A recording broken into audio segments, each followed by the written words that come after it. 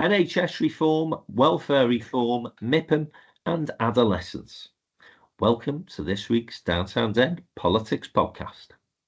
The return of the sausages.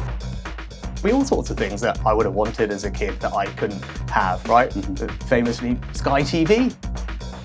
How'd that happen? I guess I just forgot what was going on. They're eating the dogs, the people that came in. They're eating the cats. It worked. Welcome back to the Downtown End Politics Podcast with me, Frank McKenna, joined as ever by Jo Phillips and Jim Hancock, who very skillfully handled my absence last week whilst I was sunning it in the south of France. I wish it absolutely pissed down all week. Despite that, we had a good 6 or 7 days out there, and I'll be filling you in on some of the dramas that occurred and some of the big announcements that were made, particularly in the regions where Downtown operates. So, good to see you guys. And I thought, given the last few weeks we've focused largely on international affairs, we'd focus this week on the domestic agenda. And it appears that Labour has started to get tough on civil servants, on welfare reform, and a big announcement, and a surprise one at that, the abolition of NHS England. And I wonder, Jim, whether or not you think that Labour are doing this because they're in a position where they are desperate for additional cash, particularly now in light of the international situation we find ourselves in and needing to identify money for additional defence spending, or whether, in part at least, this is a tack to the right, because if you close your eyes and you listen to some of the things that people from the right of the Conservative Party and Reform have been saying for many years now, indeed Liz Truss was saying it and continues to say it, these people are blockers, they all need to go, they need to get out the way, and we could not only save ourselves a fortune, but we could deliver more efficient services as well. Have Labour gone from woke to reform, James, over the last 7 months? Well, I think a fundamental point to make is that they are at liberty to go in whichever direction they like because of this huge majority. Because we may come on to discuss how much of a backlash there's been. And I think there has been quite a backlash, not just amongst backbenchers, but also the cabinet. It's inconceivable that it would actually block the government's desires to do what it wants. I think it's a mixture of both. I think as we previously discussed, they boxed themselves in so tightly, understandably, arguably, that they were fishing around for places to raise taxes in the first place. That's why we had the winter fuel allowance and the farmers and all that sort of stuff. Then, of course, international events have made the defence budget increase, and they've got to look for more revenue from wherever they can get it. But I'm also struck by a feeling that they've got into office and they've obviously run into problems with implementation with the civil service. Now that may be because of the general sort of, what Michael Gove identified as the lump and was derided for it in the Conservative years, a natural sort of conservatism, a slow way of delivery by the civil service, but also, and I don't want to overemphasize this, that half the civil service offices in Whitehall are empty because they're all working from home. And if you're a busy minister and you're a new Labour government trying to get on with things and people aren't physically there, I think that's had something to do with it. And finally, of course, the most interesting person at the moment is Wes Streeting, who clearly has a particular mission and obviously regarded the NHS, the arm's length body, as he said, sort of double manning, the people were doing the same sorts of jobs. So it's a mixture of economic pressure, frustration with the civil service, and particularly in relation to the NHS, that the machinery is just not fit for purpose. Now, obviously, people are turning around and saying, what on earth have we got here? Labour government committed to higher defence spending, talking about slashing welfare benefits, attacking the civil service. We might as well have the Tories. But I think, it's all part of this agenda. Arguably, we've got to give the government time to try and make it all work. But, I think, to be fair to Starmer, we've sort of criticised his caution and stolidity and dullness. But it seems that we are moving into a different phase now. You could call it a desperate phase, but nevertheless, it's a very interesting time in politics. Just stick with the NHS for a second, and surprised me that some of the unions were kicking back against the reform suggested and the abolition of NHS England, because I'm old enough to remember when the unions were campaigning really firmly against the introduction and establishment of NHS in England, because of course it was an Andrew Lansley measure. And I remember speaking to health professionals at the time who told me that it would just simply add costs and bureaucracy to the health service. And Wes Streeting is 7 months into the job, identified that as the issue, and I think rightly said enough is enough. And a couple of the points he made: we're spending more money on the NHS now than we ever have, and it's the worst service we've ever had. And so for people who are on the left or Labour leaning to be objecting to the abolition of a body that was, to say, established by Andrew Lansley, who from memory was never a big heroic figure for the left in this country, I find quite remarkable. But on the wider point, and let's just stick with Wes Streeting for a moment, he also went near that dreaded issue of mental health and called out the fact that there's an awful lot of people now being diagnosed with mental health. Of course, there may be reasons for that, COVID being the obvious one. But again, anecdotally, I can tell you there's lots and lots of employers now who roll their eyes when somebody presents them with a sick note to say, I've got anxiety. Well, GPs may be great, but the last time I looked, they didn't have psychology degrees. And the thing he has done, of course, Joe, is he's brought up the appointments for GPs, an increase quite significant in a short period of time. So Streeting is out there, he's rolled his sleeves up, and he's, I think, delivering what he said he would deliver, which was radical change to the NHS. Yeah, and I think the government has got to be bold. I mean, as you just said, we have, and other people have criticised Keir Starmer for being cautious and all of that sort of stuff. And I think, how can anybody say that NHS England was a good thing? It's been an absolute bloody disaster.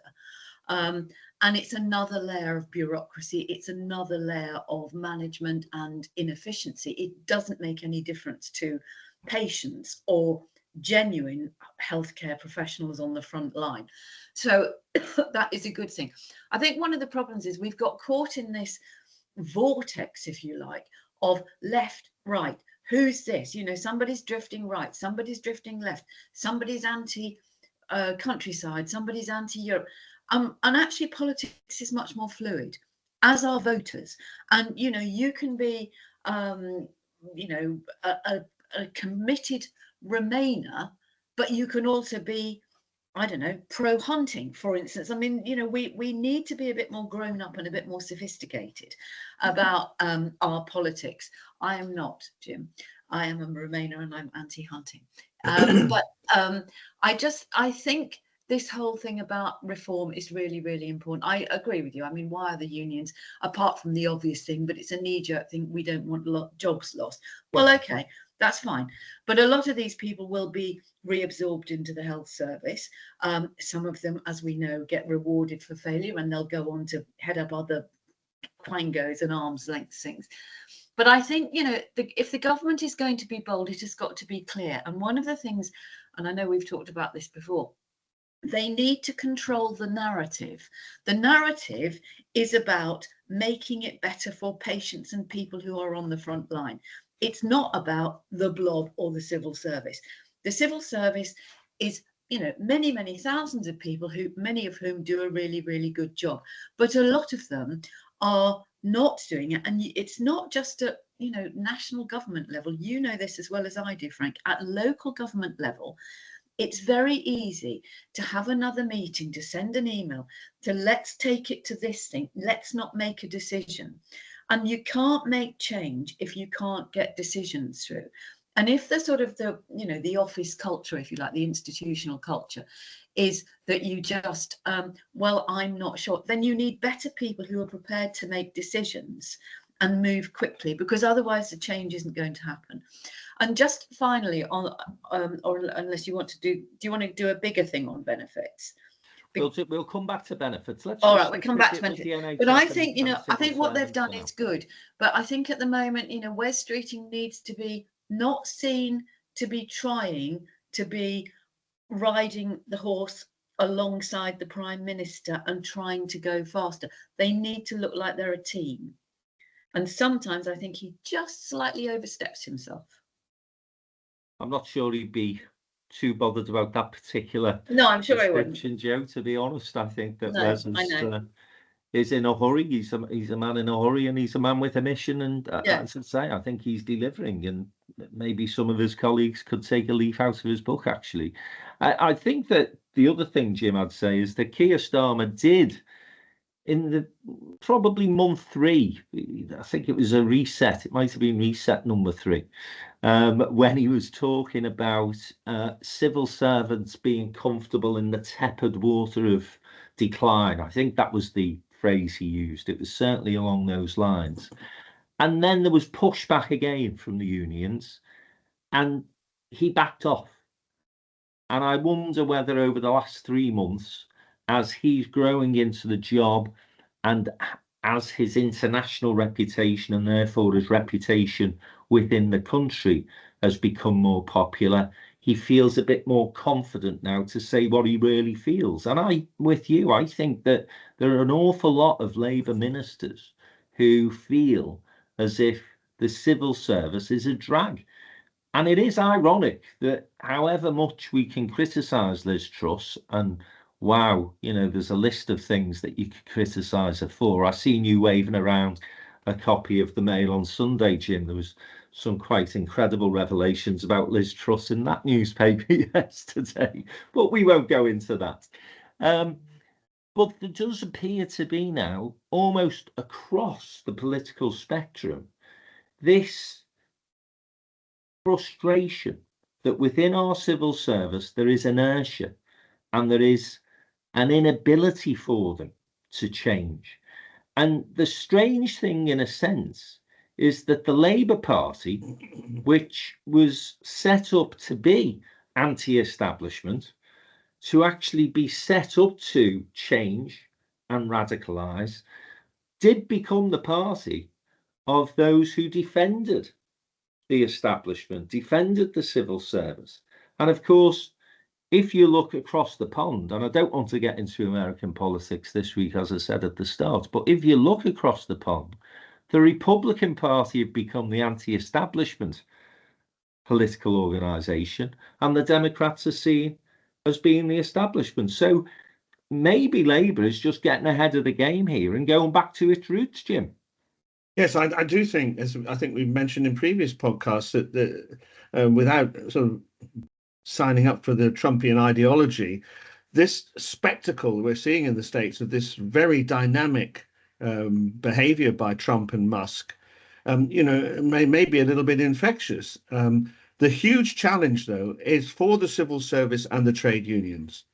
Are they going to be partners in this government, which is faced with colossal challenges to turn this country around, because their cooperation is absolutely vital? But what we're seeing, particularly with the trade unions, I regret to say, because we have great respect for the trade unions, but their devotion to keeping jobs, this seems to be the guiding star of the trade union movement at the moment. And as you say, they analyse the Lansley reforms as wrong, but now, of course, their members work in the NHS executive, so their immediate instinct is to protect jobs. If we want to take a local example in one of the downtown areas, what is happening in Birmingham is an absolute disgrace. the binmen there are subjecting the people of Birmingham to foul conditions because they won't do their jobs. They've had the council around the hands around their throat for years. They're extremely well paid. The council's on trade unionist side, but they're being taken the mickey out of. And that's a sort of particular example. But I do think there is a challenge for the trade unions who, by the way, had generous settlements on pay to settle all the teachers and doctors' disputes at the beginning. They've got these new trade union laws, which are leading a lot of employers to tear their hair out, where you get all your rights on day one. So the government went a long way to try and help the trade union movement. And I think it's now up to the trade unions to actually decide whether they're going to be partners on the government side, or, as you say, just trying to drag them back. I think this is a big issue. And the other issue, of course, that's been in the news this week is the welfare reforms that are being suggested by Liz Kendall. Now, my understanding of this is there is going to be a green paper, which means there will be a period of consultation. I think that's wise, because welfare reform always looks easy, always looks like it's an area where you can save a lot of money.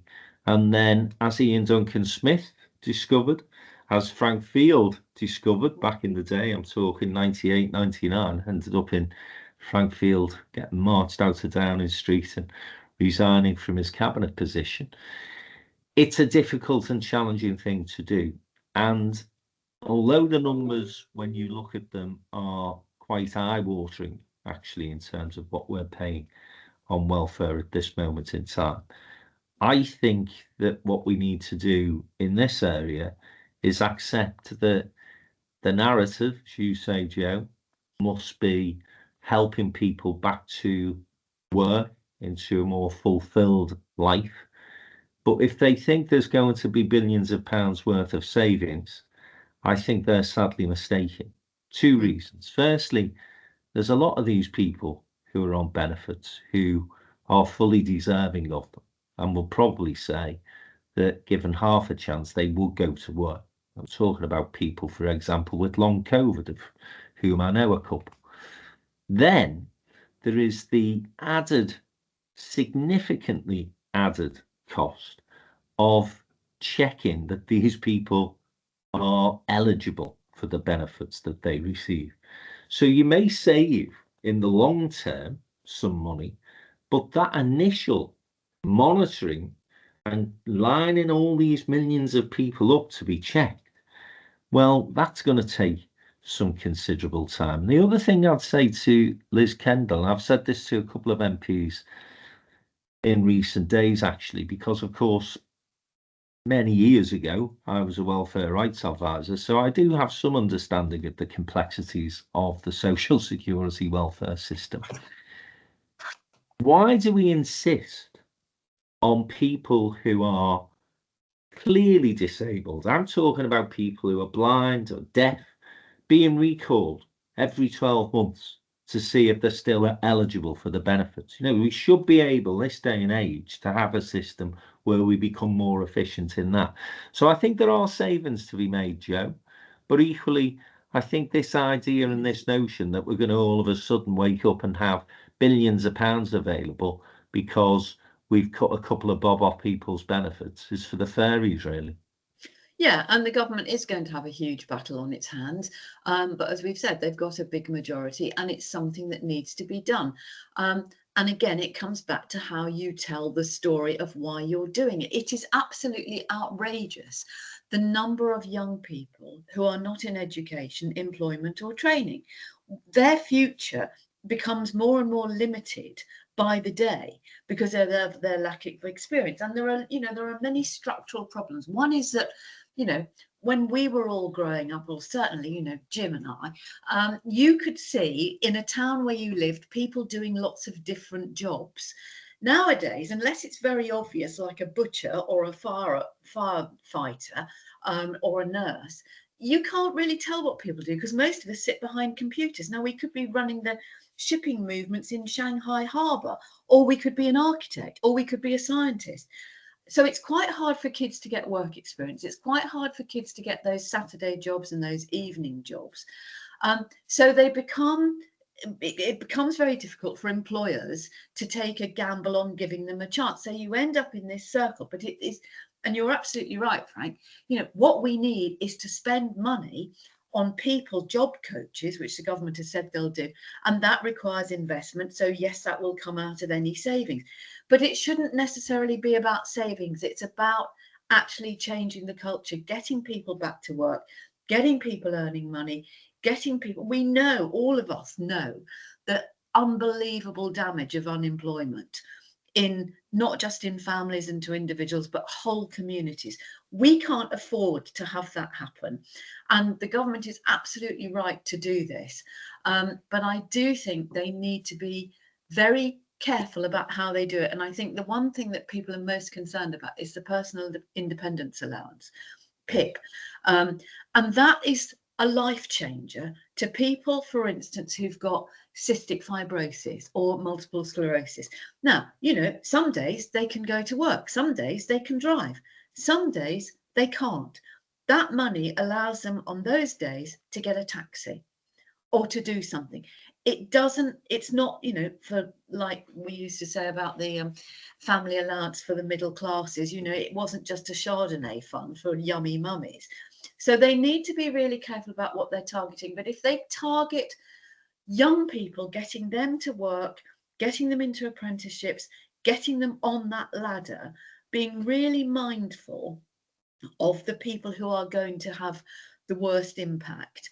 But at the same time, this try before you buy idea that's been posited over the weekend, that if you are disabled, you can have a go at working and see how you get on.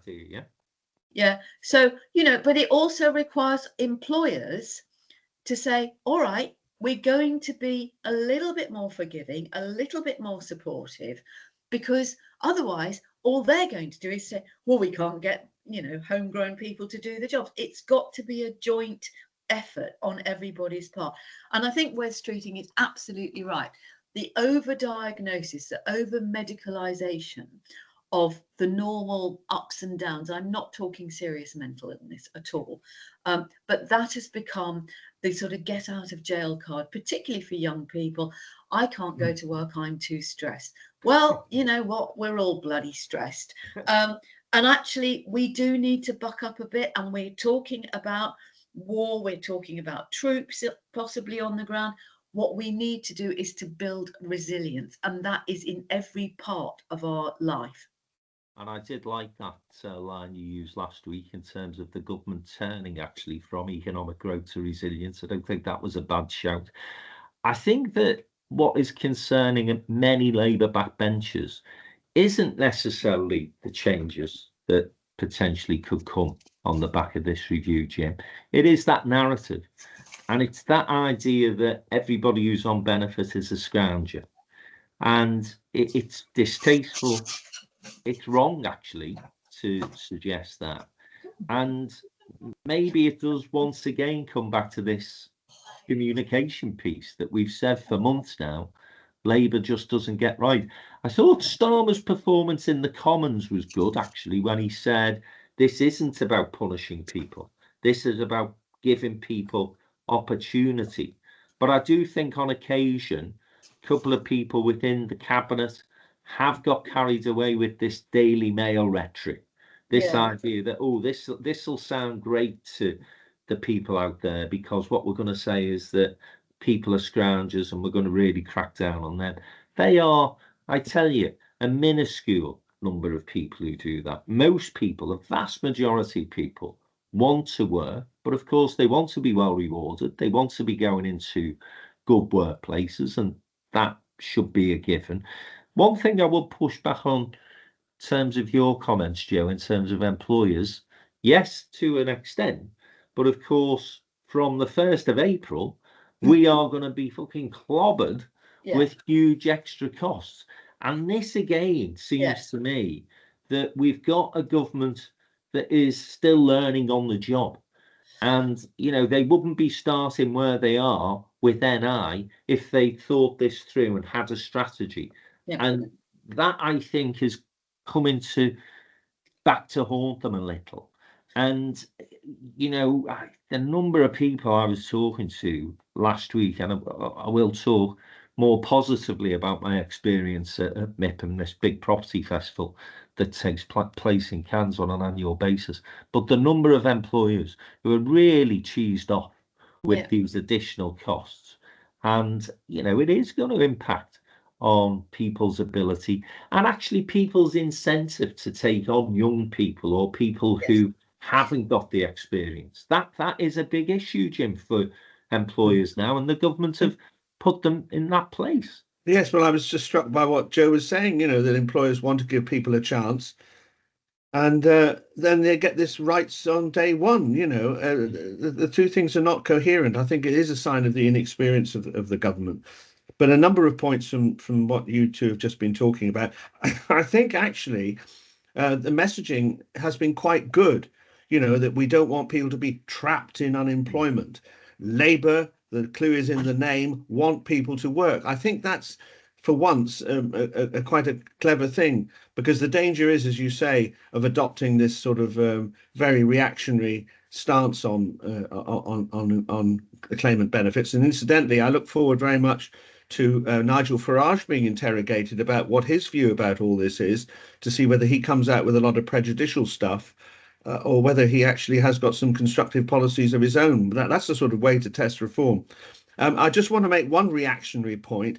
And it's interesting you remind us that I had slightly forgotten about your previous work as a welfare advisor and so on, Frank, that obviously we are not talking, and nothing the government do, and the freezing of PIPs, I think, would be, universal freezing of PIPs would be a mistake. No one should be talking about people who are blind, people who are chronically disabled.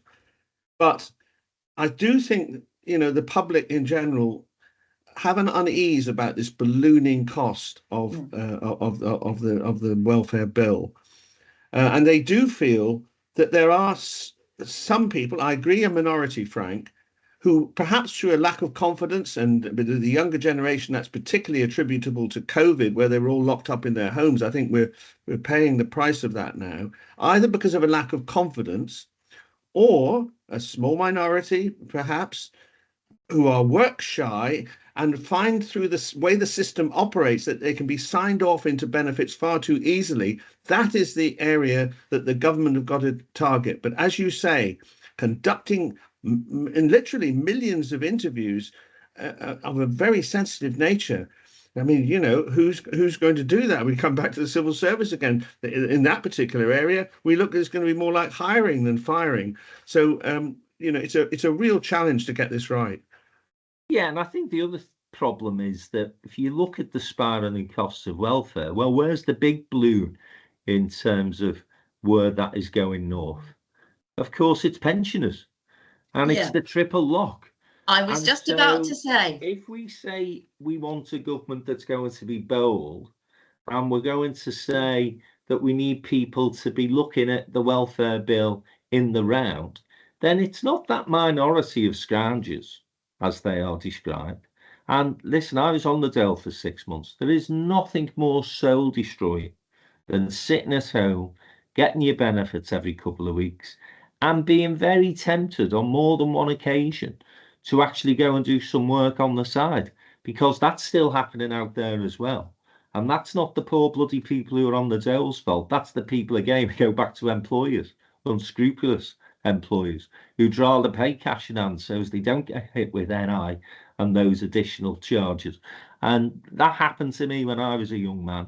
So, I remember being furious with that shite from Norman Tebbit. Get on your bike, get on your bike. I ended up having to move to Leicester, leave my family behind to work, ironically, as a welfare rights advisor. And, I was seen by Tebbit et al. As a scrounger. So I don't buy into this idea that there's billions of pounds to be saved from attacking lads and lasses who are in the position I was in when I was 19 and 20. And their inability to have a serious conversation about the huge costs that pensioners now are having on our country. And we've got an ageing population. We just cannot go on with this nonsense of a triple lock. So I welcome the idea of a consultation on welfare reform. I welcome the idea of that debate being mature. And I welcome the fact that the one decent thing that Kemi Badenoch has said, actually, is that the triple lock is unsustainable. She is totally right. And compare and contrast this, if you will. Winter fuel allowance, which we all agree was daft in terms of the political implications it had.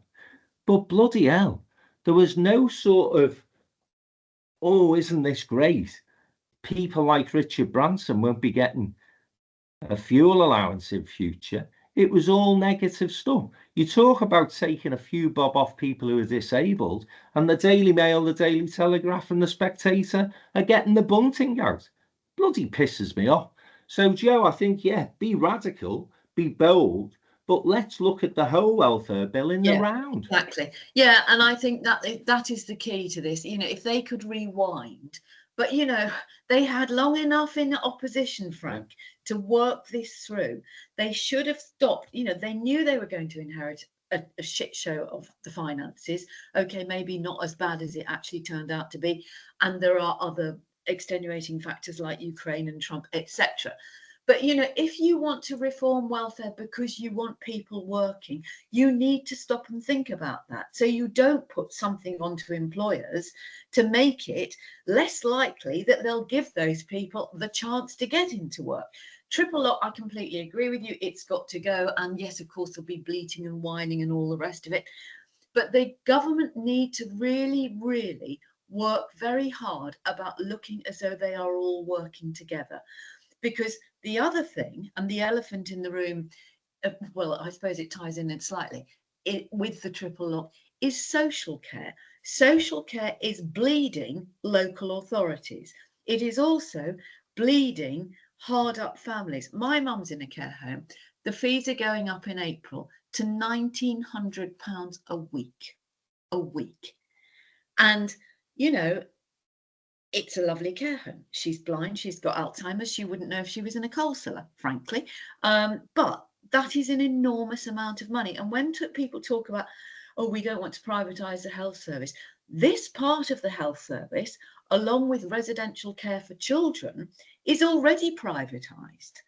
And it's privatised because it's in the hands of big banks and venture capitalists. So there's a whole load of other things. But if you could do that social care thing and sort that out, because one of the biggest reasons that stops people working is if they have got to care for somebody else, whether it's a child or a partner or an elderly relative.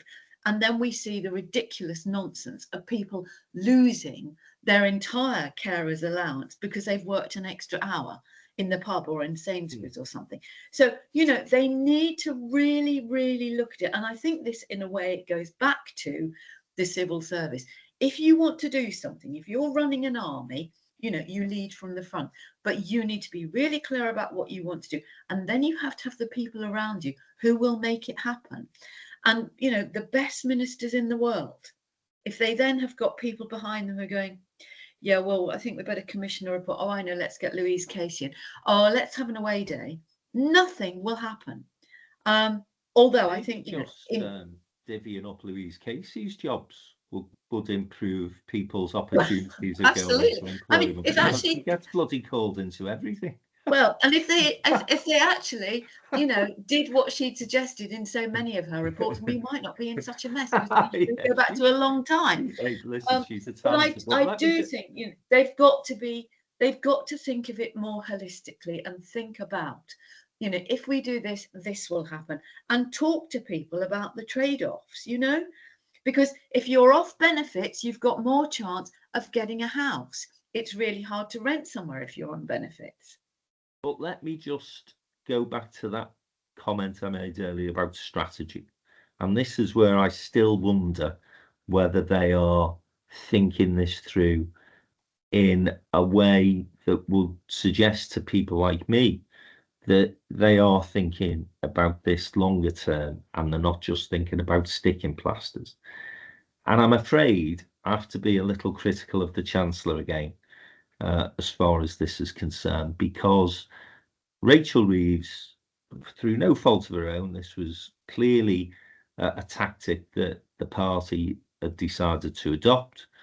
No additional taxes. We don't want to make people afraid to vote for us. We don't want to go to a situation where the Tories can create a campaign around the tax bombshell, as they did back in 1992 when Labour were expected to win and Neil Kinnock subsequently lost the election. So I get all that, and I get why she put herself in that straitjacket, however unhelpful that was going to be subsequently.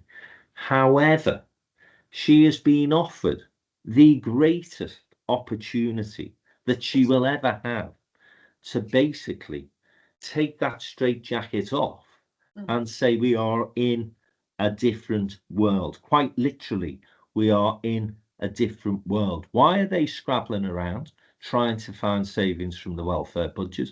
Well, because we've got to spend more on defence. Why is she saying to all our departmental cabinet colleagues, you've got to find additional saving? It's because we've got to find money for defence.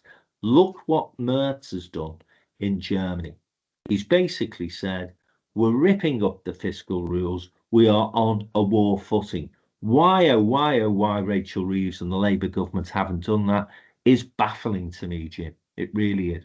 Yeah, I just wonder, taking that up, that, you know, we've got two issues here. I mean, I could easily say that the triple lock must remain absolutely sacrosanct, and it's absolutely vital to protect us You'd have pensioners. to declare an interest, Jim. Well, indeed so. But I absolutely agree, and I don't know what the maths is, but you know, removing the triple lock and putting the money into social care, I've no idea whether that ties up, but that's the sort of what you're suggesting. That Exactly. the world has changed since we came into office. I mean, Wes Streeting has frankly admitted, you know, they put up clips of him defending the NHS agency, and he said, yes, well, I came into office and I found things are different. Yeah. And I think people have grown up about that. You know, the I agree. manifestos are you know, an indication of what might happen, but you know, the breaking of manifestos has been going on since Adam People was like alive. us read them, Jim. Yeah, indeed. So, you know, that's the sort of radical thinking. You know, we've got this unjustifiable triple lock. I don't think they'd lose that many pensioners' votes because, as you say, the Conservatives are already committed against it. We'll look forward to hearing what Mr. Farage has got to say about it. And you know, put the money from the triple lock. You'd have one of the triple lock things, one of the three, probably a rate of inflation or something. And deal with social care, because as people will receive their council tax bills in the next few weeks, I mean, this is the time of the year where it really hits home. It's absolutely crippling local government. 80% of local government expenditure is on adult and children's safety. I mean, that's not sustainable. No. You didn't comment on my criticism of the Chancellor and not basically getting rid of the fiscal rules that she's set herself. Is that not something that she should be looking at, James? Yes, well, I think in order to achieve, you know, for instance, what I've just suggested about dealing with the triple lock and social care, and to be aided by that, I think that the problem is, you know, that it comes down to not wanting to lose face. You know, she was so identified with that. You know, obeying the fiscal rules. It was such a mantra in the run-up to the election during the Ming Vase strategy, which we all remember with great affection, that it's very difficult to get an individual politician that's so associated with that to come off that and to move on. Because So I suppose she... an idea for the Prime Minister then, who is taking to the international stage and saying we are going to lead the charge on this, to instruct his Chancellor to break those fiscal rules, and perhaps to say, well, we've got a Conservative in Germany who campaigned on not increasing borrowing, who is now going to spend over the course of the next 5 years 5 trillion euros in additional monies on infrastructure and defence. Yes, but just very briefly, yes, he could instruct Rachel Reeves. That sets up a sort of gritty relationship between them. Or, I mean, she's not on the firmest of ground. You know, she hasn't had a great start. She's had these unhelpful issues about her CV and so on. So at some point, you know, if she's so heavily identified with this, do we look for a new chancellor? But no, you don't want to do that, because I think he's already done that. Didn't he do that in order to increase defence spending? He said, this is what we're going to do, and, you know, pushed it through, and the cut in aid. And I think, you know, you're absolutely right. Here is her escape route, if you like. Europe has broken its own collective fiscal rules in order to release funds, and you just do it, and okay, she'll have a few days of bad press in the Daily Mail and the Telegraph saying, oh, you know, U-turn Rachel. Well, fine, good, okay, let's get on with it and spend some money in other ways. Well, we give that a good airing, and I think if the government were listening to us, they'd say, well, bloody hell, no wonder we can't get our act together, because those 3 councils are out in 40 minutes. We've been all over the place. But hopefully people get the gist, and we give you an idea of some of the things that are challenging Keir Starmer and his team at this moment in time. After the break, I'm going to go around our regions and tell you some of the things that were happening at MIPIM, the property conference in Cannes last week. Stay with us. We'll be back in a moment.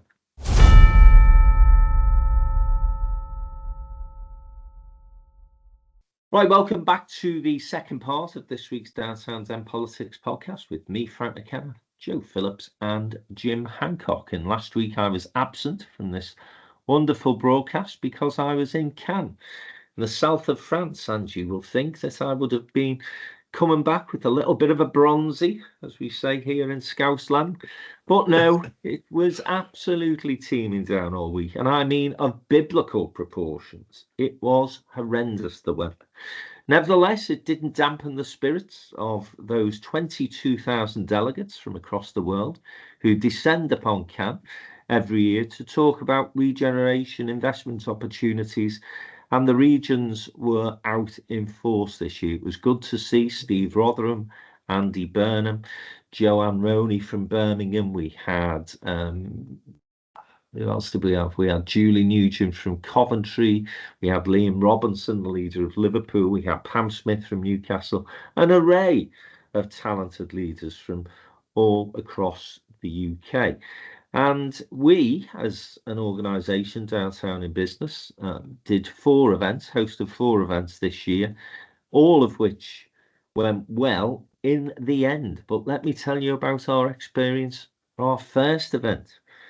Guys and girls, this was on the Tuesday. We booked a restaurant for lunchtime, and we had 3 chief executives joining us to present to 40 leading business people from across the country. We had Julie Nugent from Coventry, Pam Smith from Newcastle, and Joanne Roney from Birmingham. And we rocks up at the restaurant for 12 o'clock, for the 12:30 start, to be told by the French woman who runs the establishment that it was double booked and that we might have to wait until 1:30 to be able to get into the restaurant. Well, ordinarily, if the sun's shining and you can stand outside and take in some rays, then that wouldn't be a particular problem. But then it occurred to Chris and I, Chris McKenna, my erstwhile director, that actually French people don't tend to rush their food. So the idea that they were going to get into the restaurant for 12:30 and be out by 1:30 was optimistic, to say the least. So in downtown styling, what do? There was a pub on the corner. So we commandeered the pub. We managed to persuade the landlord to kick everyone out, all of his regulars. Wasn't the most salubrious of destinations, so it wasn't full of delegates from MIPIM. It was just local French people in there. And we takes the crowd into the pub. And when we get in there, we realise that the pub is also a bookies, and Cheltenham is on the bigger screens. So we're in this pub with the bookies and Cheltenham on. And Joanne Roney, Julie Nugent, and Pam Smith are looking at me, totally bewildered, thinking, this is different. And we then persuade the restaurant to bring pasta dishes down the road into the pub so that we can feed everybody as well. And Joanne, Julie and Pam very, very skillfully present what they wanted to say in the middle of this pub. And Joanne Roney actually puts a bet on for the first time in her life and wins. Ah, brilliant. So that was Tuesday. I want to know, did you do all this negotiation in French, Frank? Well, Trevor Stephen was with us. Ah, So yeah. Trevor used to play for Marseille. Oh, So his French sort of gets him through. But unfortunately for us, Trevor had disappeared at this point for a vape. And so it was Chris McKenna waving his arms, gesticulating furiously. But the guy actually in the pub, his English was very good. And if I knew his name, I'd send a big thank you to him because he saved our bacon on that particular day. On the Wednesday, we focused our lunchtime event back at the same restaurant, which thankfully wasn't double booked, on the north and the northwest.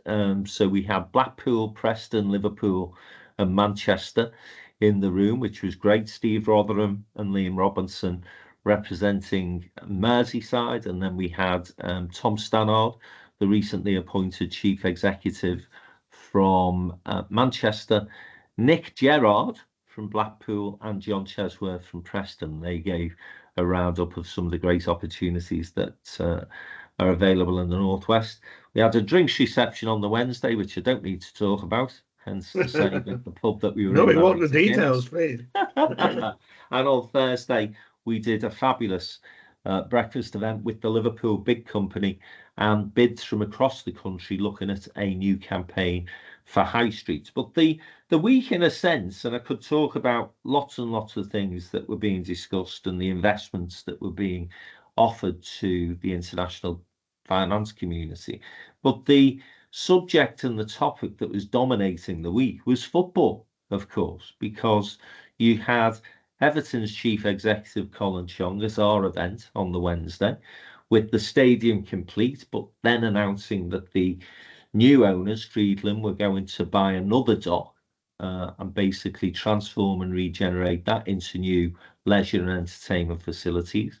You then had Nuala Gallagher from the Liverpool City Council talking about basically using that stadium as a catalyst to regenerate the whole of North Liverpool, potentially a new town coming on stream, with Liverpool working with Sefton on that particular project.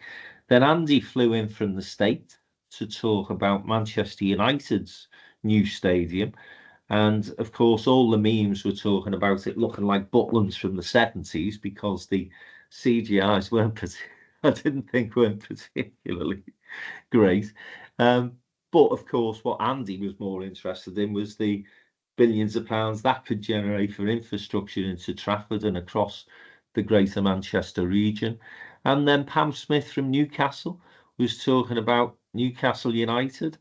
Hey, away the lads, and we might come back to that a little later in the podcast, and their new stadium proposals.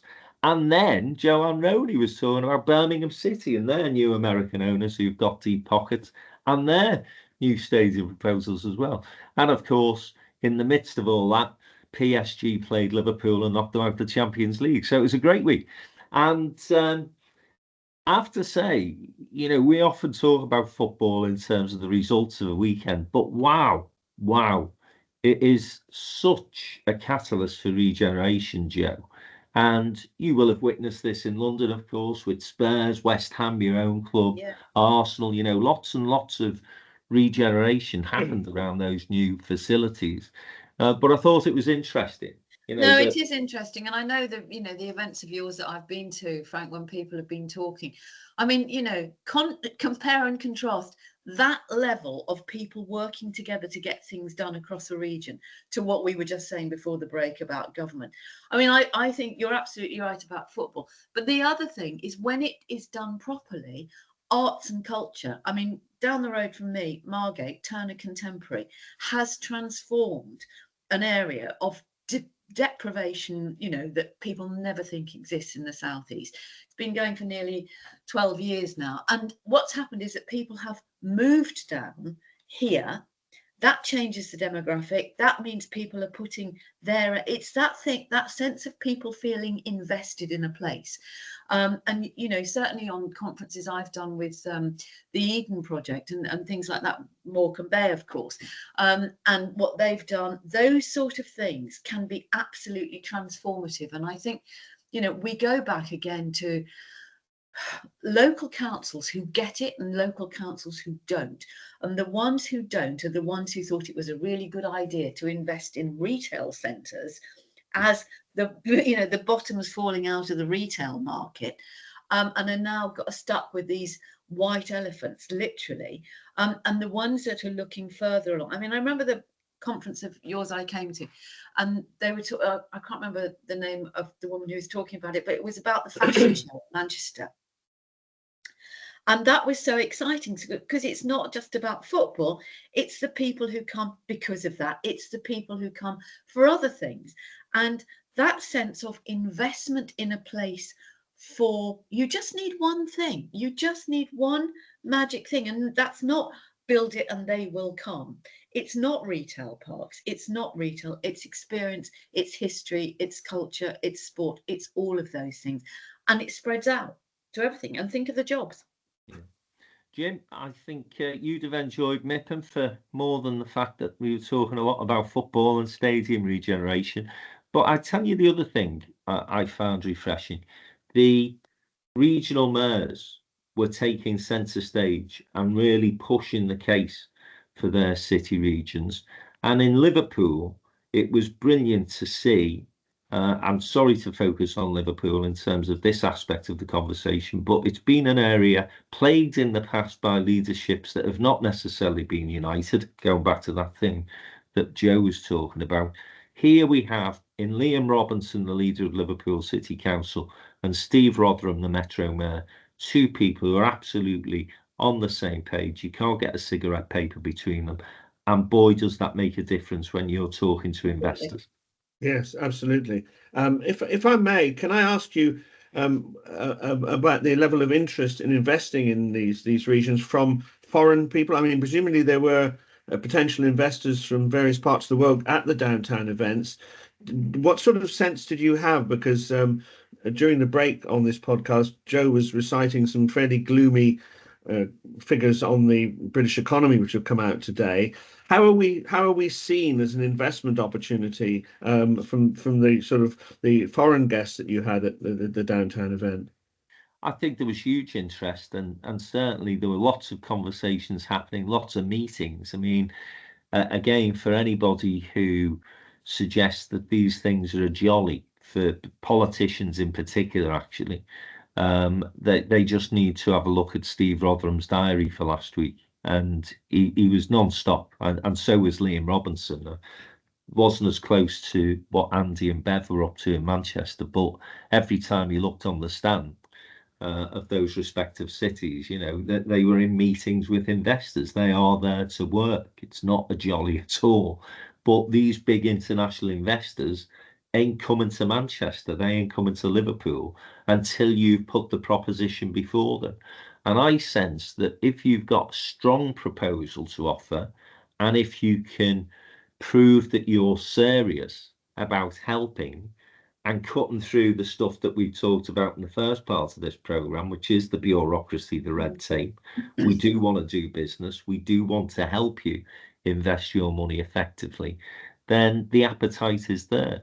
And of course, the great thing now about places like Liverpool and Manchester, and Liverpool in particular in this sense, is internationally, you know, the brand is strong. And the UK is still seen, despite Liz Truss's best efforts, as a safe place to invest in. So I think that most people left feeling optimistic, glass half full, but the underlying current within private sector partners who were there is this slight trepidation about what's coming down the line in April. And although they've all crunched the numbers, you can never quite appreciate what's going to happen until you've actually paid that first set of bills out. So a little bit of nervousness from the private sector, I think. Not as much appetite from developers for risk. And I think, that is obviously potentially a drag on the economy. But from the investment community, Jim, in answer to your question, I think, a really strong appetite to invest in the UK if you can prove your proposition is right. So it was a good week, and we do have a little bit of time to put our flip-flops on, or in this particular week our wellies, and get out and let our It was lovely here, Frank, Yeah. wasn't it, Jim? I know. Look We left how the good proud weather. Jim behind. is. Well, Not that very happens, often you doesn't can it? say that. But we had we did have a good time as well, and we took a number of sponsors with us who, thankfully, have all fed back to us really positive things.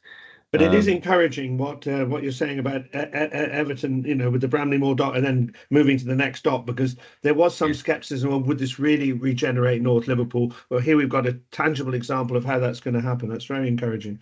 Yeah, as I say, I thought it was a good week for the UK as a whole, but for the regions who are being led by those football initiatives in particular. I mean, Joanne Roney ran through a list of 10 or 12 major projects across Birmingham, and she did reference the bin strike as being a particular pain in the arse for her, but nevertheless there's so much opportunity happening in the West Midlands.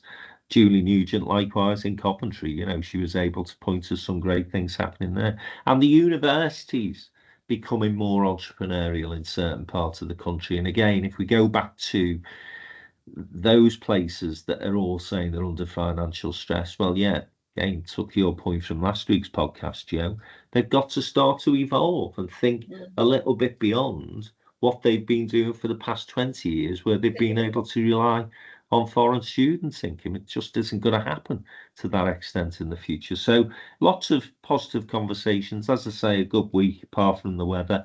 And if you were an Evertonian, it was particularly sweet on the Tuesday evening when there was a big screen in the corner, the UK Cities dinner, and the penalties come up, and you automatically assume Liverpool are going to win because they don't lose penalty shootouts at Anfield. Well, lo and behold, they did. And then just finally, to end this conversation before we go into an unusual third part of our programme this week, away the lads. And Newcastle United yesterday, and many congratulations to my Geordie friends. As you know, we've got an office up in Newcastle, and we did an event, as I say, with Pam Smith. We went onto the Newcastle stand and enjoyed a glass of something sparkling with them during the week. There was little optimism as far as Sunday was concerned amongst the Magpies, but there you go. They not only won, but won deservedly. And in fact, from the highlights I saw, because I couldn't bear to watch the match, my belief was Liverpool were going to win as well. From the highlights, I think Newcastle should have won a bit more convincingly. But there you go. Nice to see a different team winning a cup, James. I'm sure you'd agree with me. Newcastle United, Paris Saint-Germain, and another club whose name I can't remember. What have they all got in common? Yeah. Go on, Jim. Do tell us. Well, Plymouth Argyle. Although I don't want to go on about it because I unfortunately saw our defeat by Derby County at Home Park on Saturday, which absolutely consigns us to the Division 1, I'm afraid. Wasn't that goal against you an absolute cracker, though? Harkness, he's a pain. He's always been a player who's performed against us, whether he was at Portsmouth or Ipswich. No, Armstrong's goal. Oh, yes. Because he plays for Everton, of course, Jim. Yes. He's only on loan there. So anyway, listen, we're just indulgent now. We're just indulgent. Come on. Poor Jo had to see her team leading until the 94th. I know, but I was delighted. And Everton got the equaliser. I was delighted to hear that Wayne Rooney was on Match of the Day last night, and I thought, I bet Jim's staying up especially to watch that and listen to that insightful commentary. The man who did all the damage. Right, on that note, we're going to come back in a second and just talk about a fabulous drama that has been the talk of all the papers the weekend, Adolescence. Stay with us. We'll be back for a short conversation after the break.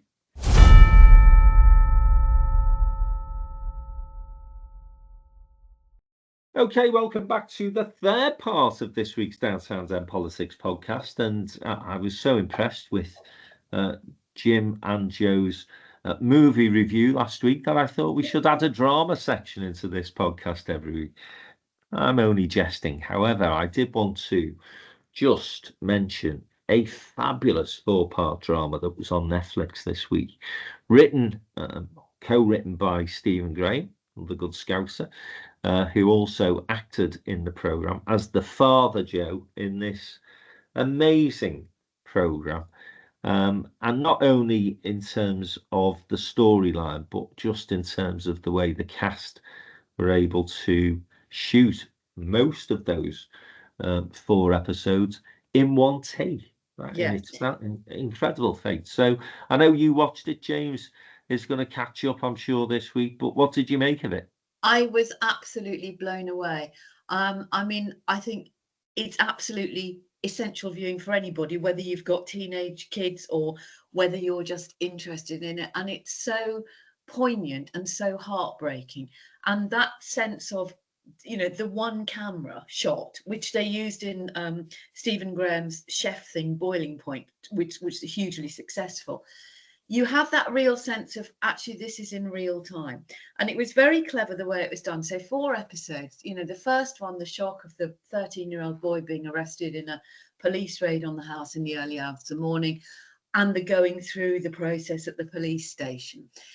Then the police officers go to the school, you know, and you just look at this school and you hear the teachers and you see these kids, and one of the officers says to another one, this isn't a school, this is just a holding pen. How does anybody ever get educated?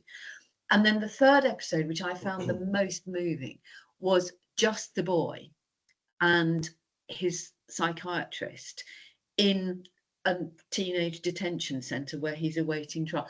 I don't think I moved for the whole of the hour. It is the most compelling drama and so sad.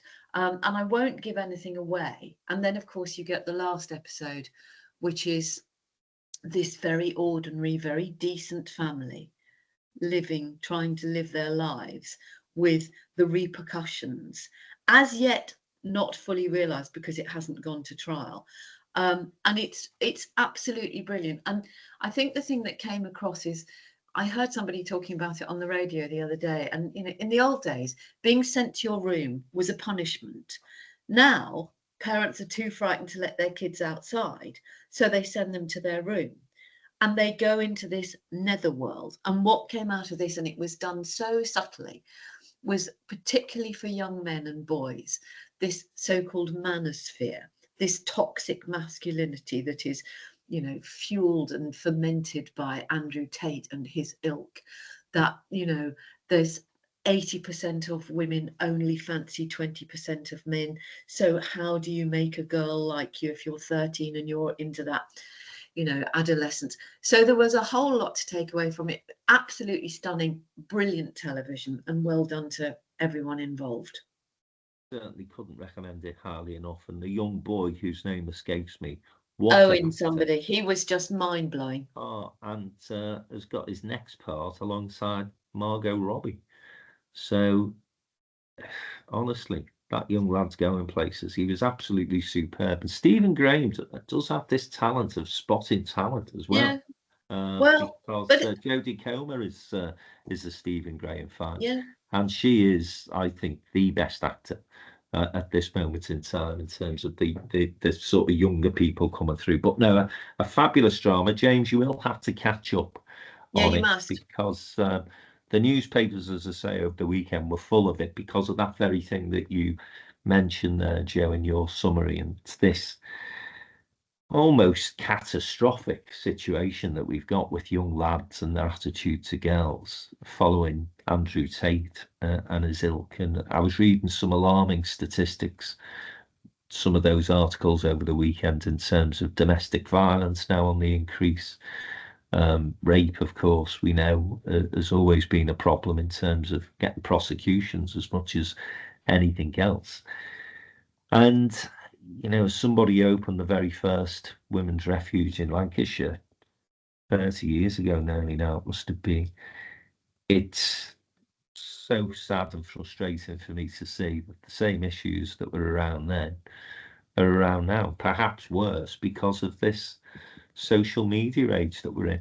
Yes, So, I mean the only contribution that I can make, because I haven't seen it, is what's actually happening this week in Parliament. The Conservatives are trying to get mobile phones banned in schools. Now, I mean, this doesn't deal with the whole thing that you've been talking about, but at least the idea would be that in the school environment they'd be free of this toxic distraction all the time.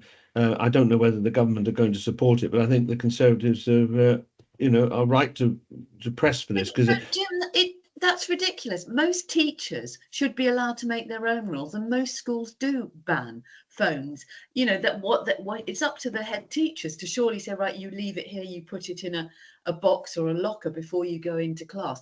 But this is typical of the Conservatives. It's not doing anything sensible. It's not allowing teachers and school leaders to make their own decisions. I would advise anybody to read Matthew Syed in yesterday's Times on toxic masculinity.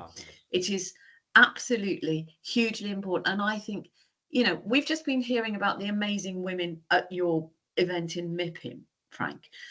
Women only get to that stage by having to fight through an awful lot of crap.